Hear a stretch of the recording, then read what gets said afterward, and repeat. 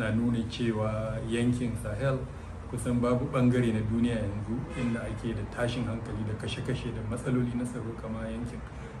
Akwai wannan cibiya da ake cewa Global Terrorism Index wanda suke wallafa kasashe da yadda ta'addanci ya shafe su reportinsu na ƙarshe wato na wannan shekaran kenan wanda watan biyu watan February suka wallafa, lalle sun nuna cewa wannan yankin na Sahel shi yankin da ta'addanci ya fi shafa kenan a duniya gaba daya, kuma nan ne aka samun mace-mace da ke nasaba da ta'addanci. Hakan to yan uwa salamu alaikum, ina fatan dai kun ji da bawan Allah gaggai.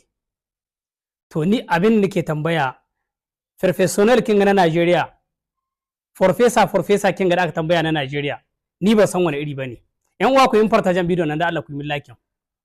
Wannan bawan Allah kun ji irin abubuwan da ya gai akan Sahel, wai tahi a duniya a ga duniya gaba ɗaya yankin Sahel ya ko ina rashin tsaro. Yanzu don Allah ni tambaye ku, amma ɗauka hakan yanzu wanda ke cikin Najeriya zamne, wani professor wanda an Najeriya ɗan Najeriya, yanzu ya saboda Allah da Annabi ya zo ya ce yankin Sahel ya ko ina rashin tsaro, eski yawa kai shi adalci ta kwana balli, kai yayi munan mu dai, eski yawa ƴan Najeriya adalci. In duniya ta kake gaya ma saboda ta zo ta yi magani ko ta ɗauke, eski kawa ƴan Najeriya adalci. Abinda ake kashiya a Najeriya jiha guda ɗan rana yankin Sahel duka gaba ɗaya yankin Sahel, wa'anga dai in doka ka insa duka ƙasashen uku da ake ɗan su cikin Sahel su ne da matsala, Burkina, Niger, Mali ko yankin Sahel nasu dai ka a sa su Murtani, su Senegal, su ina a tsaya bakin nan wannan wurin. Abinda ake kashewa a Najeriya ɗan rana kote guda, wallahi ba a kashe shi a wannan wajen. A Najeriya ake kashe ɗaruruwa a ɗan rana, kamar an kamansa hannu an murtsa kyashe. Komi bai tashi, kuma ba a komi bai faruwa. A Najeriya ake wannan abin. A yankin Sahel gaba ɗaya wallahi sai a wajen wata nawa kaji an ce an kashe hiyar soja 50 a yankin Sahel ba. Amma a Najeriya nan ake yin wannan. Sannan bari ka komo in baka inda zaka ɗauka example mai kyau. Dibi territoire kin Niger. 1 million 200 et quelques kilomètres carrés ga Niger. Kaɗan ne Najeriya ba. Niger idan aka ƙara ta da Burkina sai su raba Najeriya biyu. Sai su raba Najeriya biyu da girma.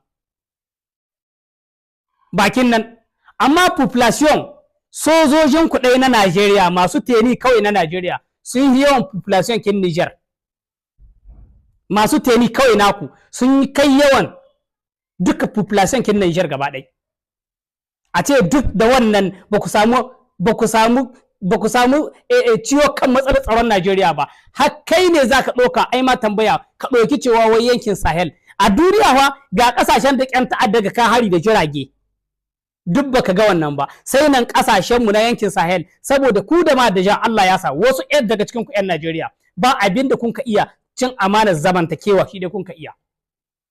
Duka waɗanga maganganu da kuka yi farfesa kin na Najeriya wallahi sai sun koma muku ciki. Ka ga wancan dan uwanka shi ma farfesa ya dai komo yana gyaran magana tai ba ta gyaruwa. Wallahi tun fara faɗin ta muce sai ka inda ka sani, kuma kai din ma da kai wannan magana wallahi sai ka inda ka sani. Yan Najeriya wallahi ku zanyi ma yan Najeriya adalci, dan haka ku kuma yan arewacin Najeriya wallahi ku san cewa duk waɗanda ke cin amana ku yan Najeriya ne yan uwanku. Wallahi su ke can amana ku. Yanzu wai wanda ke ɗan Najeriya, aihuwar Najeriya yana tashi ya kalubalanci cewa wai yankin Sahel a duniya ya yi ko ina rashin zama lahiya. Kenan kashe-kashen da aka yi Najeriya awaki ake kashi da jakkai da shanu, ba mutane ake kashi a Najeriya ba. Yaushe marbin kasashenmu da a ce an kashe hiyar soja 50 a kasashenmu.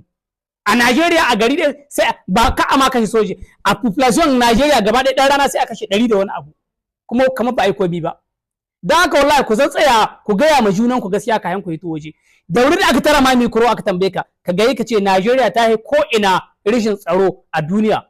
Idan taimako na ko aka kawo muku in kun haɗi sai a kama Najeriya. Taimakon da ake kawo na in na alheri na to a kai ma Najeriya shi. Na tsaron nan da kuka so a kawo. Ai kuna nan kun waɗanda aka koran kun kai su kun sabke. Ni sun tsina na muku.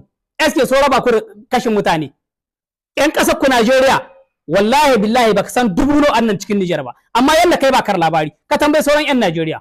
idan ka ce Niger babu tsaro to ƴan uwanku da annan ga su za su baka amsa ƴan arewacin Najeriya suka gudu suka gudu hijira suka zo Niger kuma suka samu tsaro su ne bakin su ga hodi cewa Niger su sun gode ma Allah sun gode ma Niger ita da tsaro in kai ka ce babu